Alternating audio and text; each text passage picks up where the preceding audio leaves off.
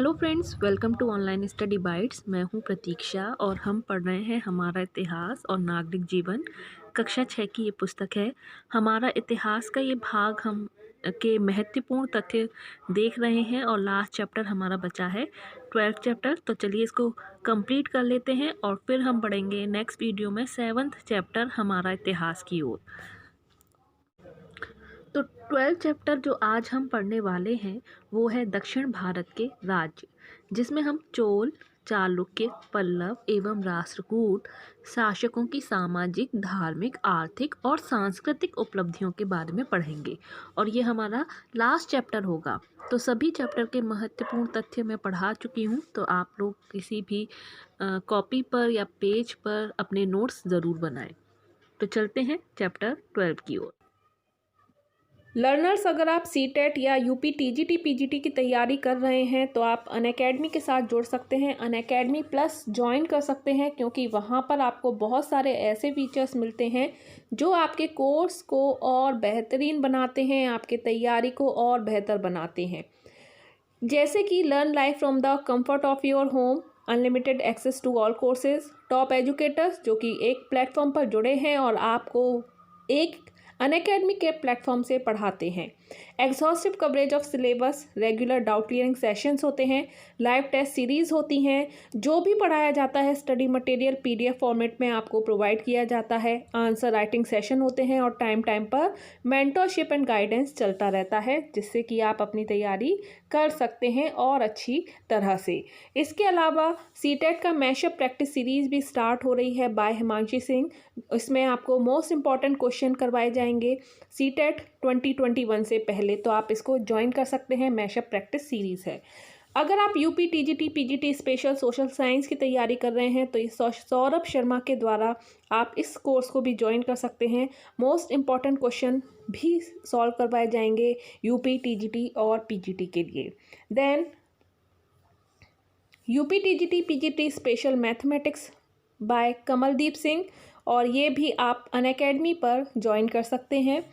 Then comprehensive batch course भी start हो रहा है 1 दिसंबर से, तो आप इसको ज्वाइन ज़रूर करें। और इस कोर्स में आपको सारा सिलेबस जो है कंप्लीट करवाया जाएगा और ये आपके टेट के एग्ज़ाम के लिए बहुत ही हेल्पफुल है। अगर आप किसी भी स्टेज पर हैं, आपकी प्रिपरेशन कैसी भी है, तो आप इस कोर्स को ज्वाइन करके और तैयारी अपनी अच्छे से कर सकते हैं, अपने डाउट्स क्लियर कर सकते हैं। और ये जो कोर्सेज़ हैं आप इसके लिए सब्सक्रिप्शन ले सकते हैं अपने टाइम के अकॉर्डिंग, 1 मंथ, 3 मंथ, 6 मंथ और 12 मंथ।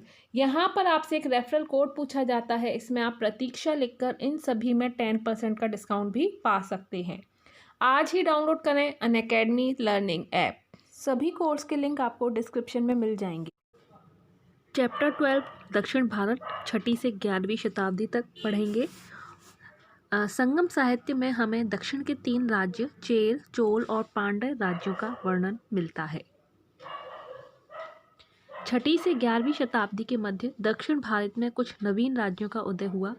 विंध्य पर्वत तथा नर्मदा नदी उत्तर भारत को दक्षिण भारत से अलग करती है, तो ये आप ध्यान रखें। इसके बाद विंध्य पर्वत माला से लेकर कन्याकुमारी तक के विशाल भूभाग को दक्षिण भारत कहते हैं। इसका आकार जो है वो कैसा है? इसका आकार त्रिभुजाकार है। पूर्वी घाट पर बंगाल की खाड़ी, पश्चिमी घाट पर अरब सागर स्थित है। कन्याकुमारी हिंद महासागर, अरब सागर तथा बंगाल की खाड़ी के मिलन बिंदु पर स्थित है।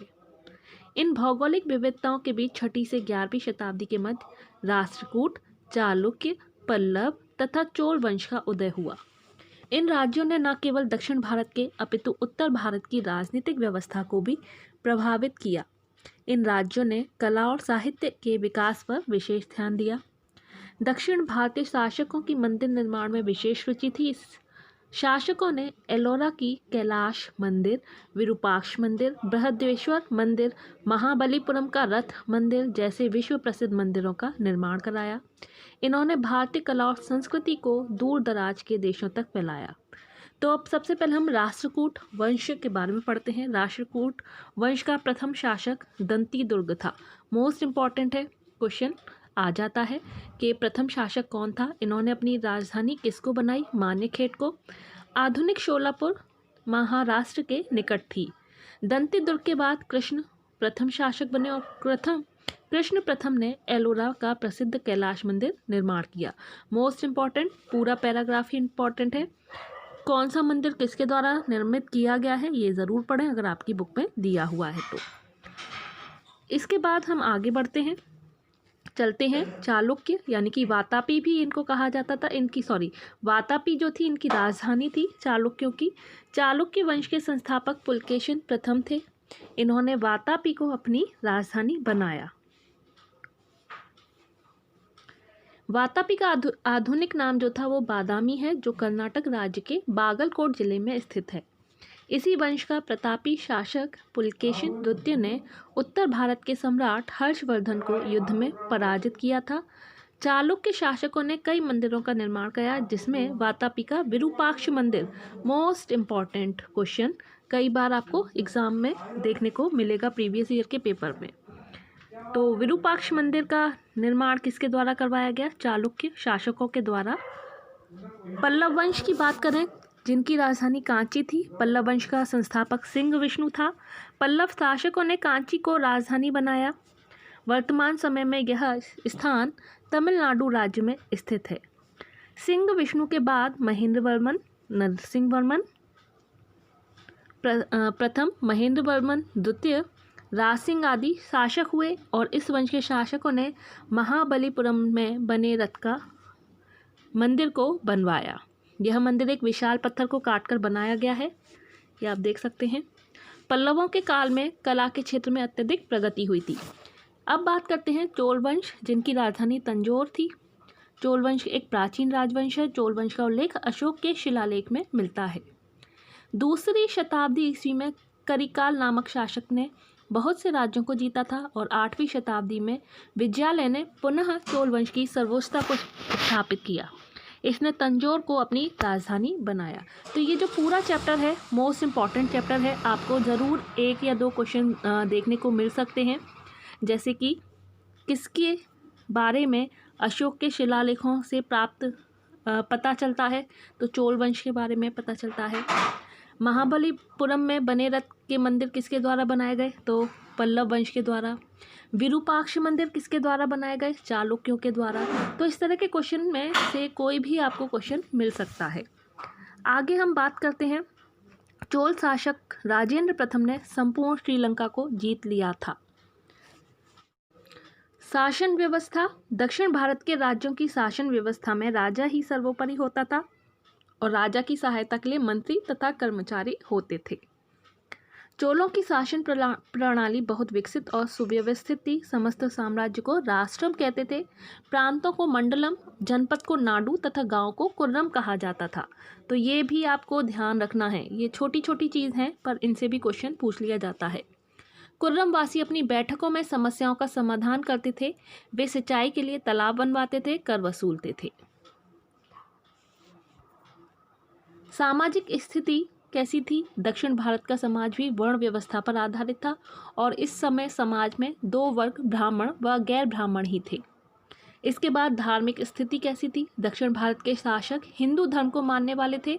वे अन्य धर्मों के प्रति भी उदार थे। वे बौद्ध एवं जैन धर्म के विहारों तथा मंदिरों के निर्माण हेतु भी दान दिया करते थे। शंकराचार्य ने उत्तर, दक्षिण, पूर्व और पश्चिम क्षेत्रों में मठों की स्थापना की। इन्होंने आत्मा और परमात्मा को एक बताया। 11वीं शताब्दी में दक्षिण के रामानुजाचार्य ने शक्ति और ज्ञान को ईश्वर प्राप्ति का साधन बताया। कला साहित्य को बढ़ावा दिया। दक्षिण भारत के बड़े व भव्य मंदिर ठोस चट्टानों को काटकर निर्मित किए गए थे। इनके शिखर आयताकार, ऊंचे एवं कई मंजिलों के होते थे। मंदिरों की दीवारों पर सुंदर कृतियां बनाई जाती थीं और इस प्रकार के मंदिर उस समय तक उत्तर भारत में नहीं निर्मित हुए थे। बृहदेश्वर मंदिर का निर्माण मोस्ट इम्पॉर्टेंट चोल राजाओं ने करवाया, मोस्ट इम्पॉर्टेंट है, भूलिएगा मत। बृहदेश्वर मंदिर का निर्माण चोल राजाओं ने कराया। यह 14 मंजिला ऊंचा है। इस समय की मूर्ति कला भी बहुत विकसित थी। इस मंदिर में धातु की बनी नटराज की सुंदर मूर्ति स्थापित है, इस तरह की। साहित्य की प्रगति, दक्षिण भारत के राजा शिक्षा व साहित्य के प्रेमी थे। दक्षिण भारत में संस्कृत व तमिल के अलावा अन्य स्थानीय भाषाओं जैसे कन्नड़ की भी पर्याप्त उन्नति हुई। पल्लव शासकों के समय में संस्कृत भाषा की विशेष उन्नति हुई। कांचीपुरम पल्लवों की राजधानी होने के अलावा तमिल और संस्कृत के अध्ययन का केंद्र भी था। महान संस्कृत कवि दंडी पल्लव राजा नरसिंहवर्मन द्वितीय की राजसभा में थे। मोस्ट इम्पॉर्टेंट, कंबन द्वारा लिखित रामायण तुलसीकृत रामचरितमानस की भांति दक्षिण में भी लोकप्रिय है। तो ये 2 लाइन मोस्ट इम्पॉर्टेंट है, ध्यान रखिएगा, इनसे भी रिलेटेड क्वेश्चन आ जाता है। इसके बाद आय के स्रोत व्यापार व कृषि। प्राचीन काल में ये लोग यूनान, रोम व मिस्र के साथ दूसरी ओर मलय द्वीप समूह के साथ तथा वहाँ से चीन के साथ व्यापार करते थे। इनका प्रमुख बंदरगाह महाबलीपुरम था। नदियों के तटीय इलाकों में धान व गन्ना की उपज होती थी। दक्षिण भारत का विदेशी संपर्क कैसा था? चोल वंश के राजा राजेंद्र चोल प्रथम के पास बहुत बड़ी जलसेना थी, जिसकी सहायता से उन्होंने दक्षिणी पूर्वी एशिया के भूभागों लंका, निकोबार द्वीप, मलाया तथा मलाया द्वीप समूह में अपने संपर्क बनाए। इसी प्रकार पल्लवों ने सुमात्रा में अपनी बस्तियां स्थापित की, जो भारतीय संस्कृति के प्रसार के महत्वपूर्ण केंद्र बन गई।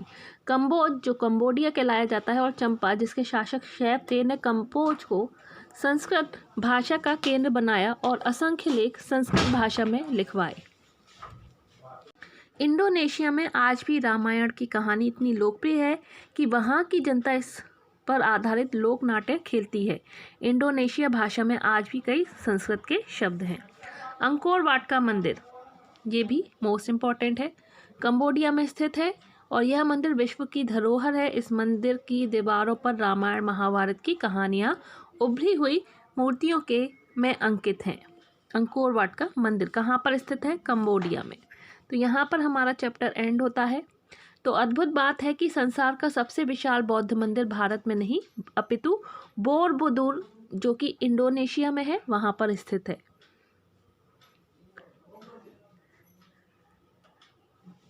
तो यहाँ रिक्त स्थानों की पूर्ति करनी है और आप देख सकते हैं एलोरा का कैलाश मंदिर डैश राष्ट्रकूट शासक ने बनवाया। तो इसका आंसर है, फिर है चोल काल में गांव को डैश कहा जाता था, इसका आंसर होगा।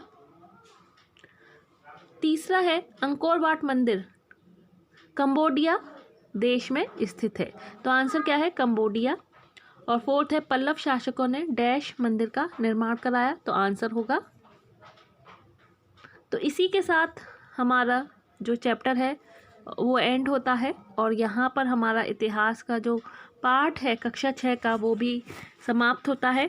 तो अगर वीडियो अच्छा लगे तो प्लीज़ लाइक एंड शेयर ज़रूर कीजिएगा और अभी के लिए इतना ही। Bye bye, take care and thanks for watching.